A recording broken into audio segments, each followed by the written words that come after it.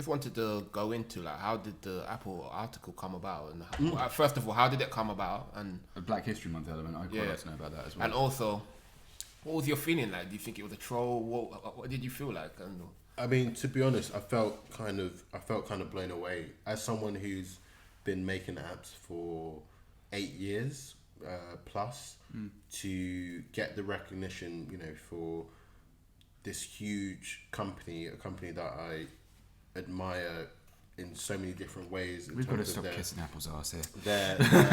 I love you, Apple. Their products are really, really intuitive. You know, to reach out and say, hey, we've kind of noticed what you've done. We like your stuff. Would you be interested in being part of this? You know, is incredible. Like, you know, for me as a Black developer, I think one of the things that I've always been really aware of is being the only Black person in the room. And I've been to events, I've been to different places, and people have asked me what I do. And, you know, sometimes it says software engineer, and people are taken aback because it's like probably the last thing. Yeah, exactly. It's probably the last thing, you know, they would think that I would do. So, you know, that needs to change. And I think being approached to do an article for Black History Month, you know, not every company has to do anything about it. It's not lip service. You know, the fact that you're on a app store that hundreds of thousands, if not millions of people will see is pretty big. And people reading your story and feeling inspired and saying, wait a second, this is something that I want to get into. I'm gonna look into making apps or making games is incredible. And I think I felt like a whole mixture of emotions. I feel really good, but also this is just the beginning. You know, I really do think that it really is just the beginning. Was it like a phone call or like an email? How did you get in contact? So it was an email. It was an email, and then just a phone conversation, just talking about my history within applications, and you know, they've seen what I've done. They've play tested it. They've played it. It's quite flattering as well. Yeah, no, definitely 100% flattering, and I just couldn't really believe it. You're like, oh my god, I should stop writing stuff in this. Was it just you? Was it just you they contacted for Black History Month, or was it just a bunch of other people as well? Yeah, there's some really really cool, inspiring people. So me personally, even before Apple reached out, I've been doing a lot of research into other Black British developers, and that seems to be quite a niche area. There's quite a few in the States, and I've reached out to other developers. What kind of population are we talking? We're talking like sort of 5,000 Black developers in the UK? Or? No, it's really hard to tell. Like I wouldn't know, but every company that I've you know, kind of engaged with in terms of like diversity and inclusion, it's always been really, really difficult. And that's a conversation. That's a huge conversation. You know, that is, you know, very it's very complicated. But I think it's something that's changing every single day. And I think through my research, I was like, you know, there's not a lot.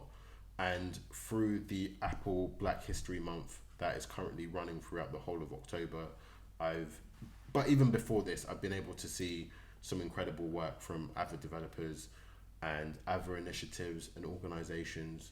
Like, I was playing a game built by a mother-daughter duo, and it's like a game where all the characters are Black women, and cool. it was great. Like, you know, how many game characters are Black females? Like, not a lot. So this representation of like people and being highlighted by, you know, $1 trillion company is really important, because they set the precedent and other companies follow.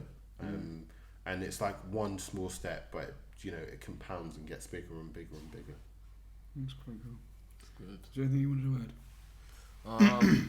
So when this all happened, like what was your family's reaction?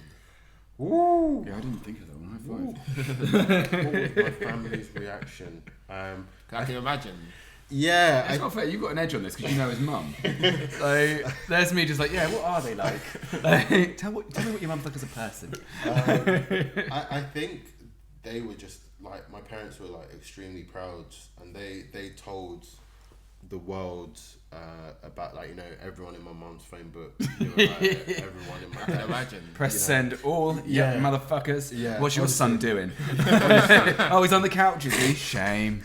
Honestly, like they were blown away, and the support from them has been unreal. I think when I told my siblings, they all, I guess. Did your brother ask for a pay rise? He wanted more pints. Yeah, he was like, you're gonna have to just double everything. Just walk in with a bottle of whiskey, like, yeah, it's all yours, mate. Go on. You earned it, son. You earned it. Honestly, it was emotional, because it's like this long journey that you have, and I think that's one of the biggest pieces of advice that I could give to anyone is, you have to be tenacious. You have to be persistent. Like the sleepless nights, the kind of walking to the shop and thinking, oh, that's how I fixed that bug, and you know, running back to my laptop at 4 o'clock in the morning to Why are you going fix the shopping bug. at 4 a.m? I know. I just get hungry when you're Delivery, coding. man. It's an app. Ironically, you should probably have known about it. But this is back in 2012 before delivery. The before times. So then, would you say this is like a 9-year journey you was on? 10 years? I genuinely believe this was a journey ever since I played the Nintendo Entertainment System when I was about 4 years old. So it's been an extremely... Yeah, I remember. This is the most YouTube thing we're ever going to do. Yeah. We hope you enjoyed our video. Please do like and subscribe.